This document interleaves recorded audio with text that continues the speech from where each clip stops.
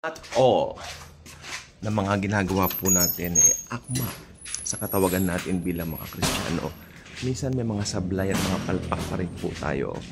At ako po ay hindi po nalalayo po dyan, no? At lahat po ng tao may mga flaws.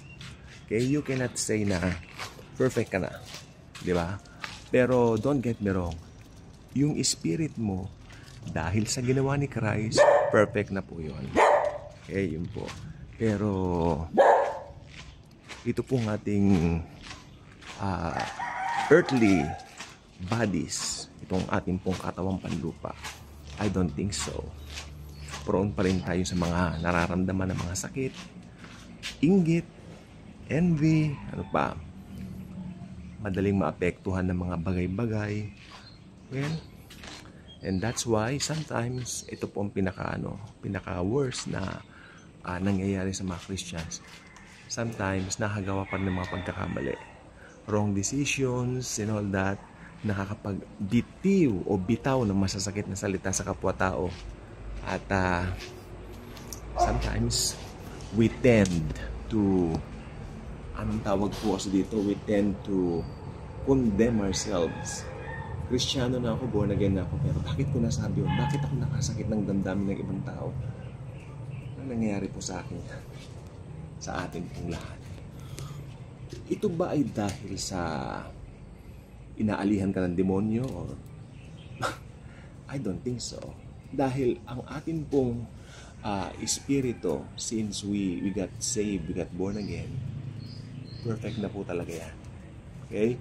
Perfecto po in a sense na yung perfection ni Christ ibinihis po sa atin. Alam naman niyo yung preachings ng imputed righteousness, hindi ba? Imputed means ibinigay, ibinihis. Hindi sa iyo yun, ibinihis sa iyo. Taliwas doon sa pagkaalam natin.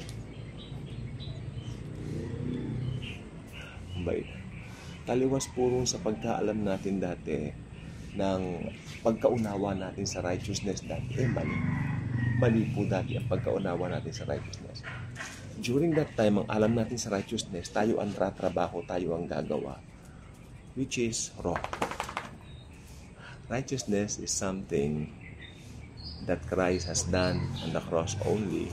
Ibinihis po sa atin. Well, that's true righteousness. Real and true righteousness is the righteousness of Jesus being imputed into us. Pag alam niyo po yan, born again ka na talaga. Alam mo yung kung ano yung covenant mo, alam mo yung kung ano yung ano yung lakad mo rito sa mundo, alam mo kung bakit ka naligtas. Nakakatakot yung ipinagmamalaki mo na, ay, parang mabait ako ay ganito, ganyan, di ba? Kaya nakakagawa pa rin tayo ng mga pagkakamali. Pero sa mga pagkakamali na yan, makinig po mabuti. Kasi ito po, experience ko po talaga ito dati. Hindi ko pa alam kung paano ko sasabihin. Nauubusan ako ng salita kung paano ko papaliwanag ito. Pero alam niyo, bawat pagkakamali nating mga general na po, bawat pagkakamali natin ng mga mananampalataya, nag-uugnay po ito into a much better situation.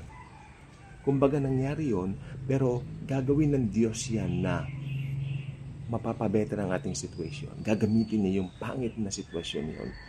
Don't get me wrong, hindi after ang Diyos sa mga ginagawa natin pangit.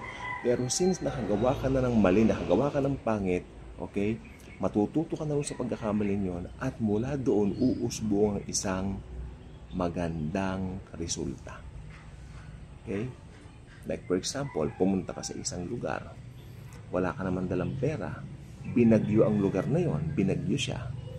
Oh, wala ka ngayong ganito, ganyan. Pero nandito ang salita ng Diyos, meron kang salita ng Diyos sa puso mo, nangaral ka. Yung pala yung mga nandun na hindi pa born again, nakarinig sila. Ganun pong ibig kong sabihin. Okay? Kaya malamang alam na po ninyo kung ano yung ating gagamitin na talata po. No? So, turn with me sa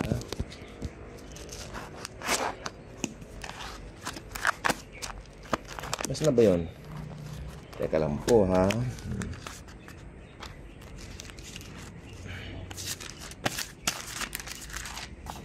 Yun. Ayun. See? Okay? Romans chapter 8, verse 28. Got any idea kung ano yung verse po natin? Of course, it's very, very easy na manotice kung ano yung verse natin. Basahin na po natin siya. And we know that all things work together for good to those who love God, to those who are called according to His purpose. Kumuha ka ng kursong engineer. Ganun po yung dating pastor dati namin pastor. Kumuha siya ng engineer, nagsunog ako ng kilay, sabi niya, ang ending ko, pastor. Okay? Kaya nga minsan yung alam mong yun ang para sa'yo, hindi pala yung para sa'yo. Merong much better si Jesus sa'yo. Much better. Pero He'll make sure na yung much better na yan may kapakinabangan sa kanyang kingdom. Okay? Gagamitin pa rin niya sa kanyang kingdom ng pagpapalaganap ng gospel of grace. Tandaan po sana natin yan. Okay? All things work together for good to those who love God. Ngayon, meron pa ako dito isang talatang bonus na ibibigay po sa inyo. Romans 8:31 to 32. Malamang ito ay nababanggit ko ng madalas, pero ulit-ulitin natin, napakaganda niya. What then shall we say to these things? If God is for us, who can be against us? O dyan muna po tayo magpreno dito muna. Who can be against us? Kung ang Panginoong Hesukristo ay para sa atin, who can be against us? Ayun po, maganda po ron. Ito po ay verse na pwede mo rin gamitin sa eternal security. Okay? Ibig sabihin, if God is for you, walang pwedeng manakit sa'yo. Walang pwedeng gumawa ng pangit sa'yo. Dahil anak ka ng Diyos, yung pabor niya na sa'yo, asahan mo, talagang yan ay tutok din niya na maranasan. Okay? Christians, be confident of who you really are. Wag na wag kang maiinggit sa mga hindi mananampalataya.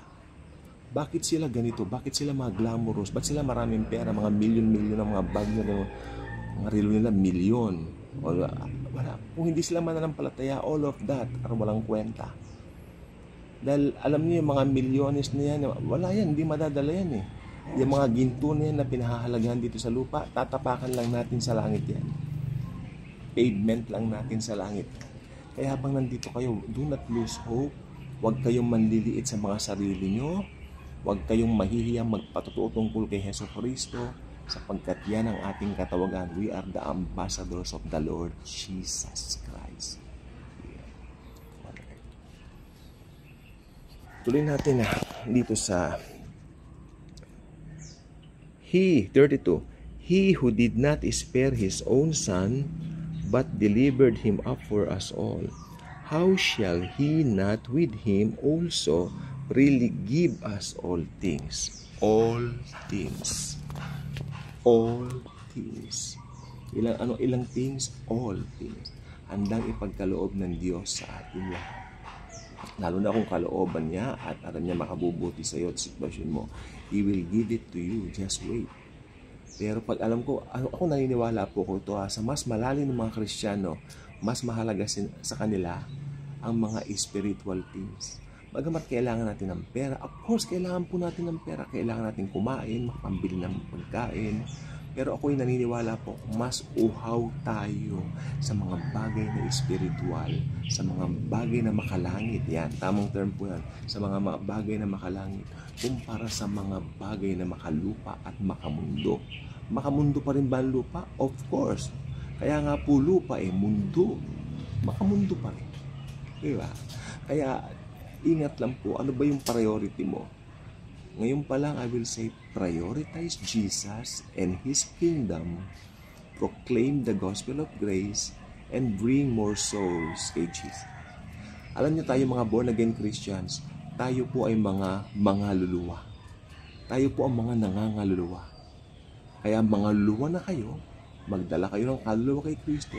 Sabay-sabay tayo magdala ng kaluluwa kay Kristo para sabay-sabay tayong madagit sa araw ng rapture. Salamat. Maligayang araw ng pangangaluluwa. Thank you, Jesus.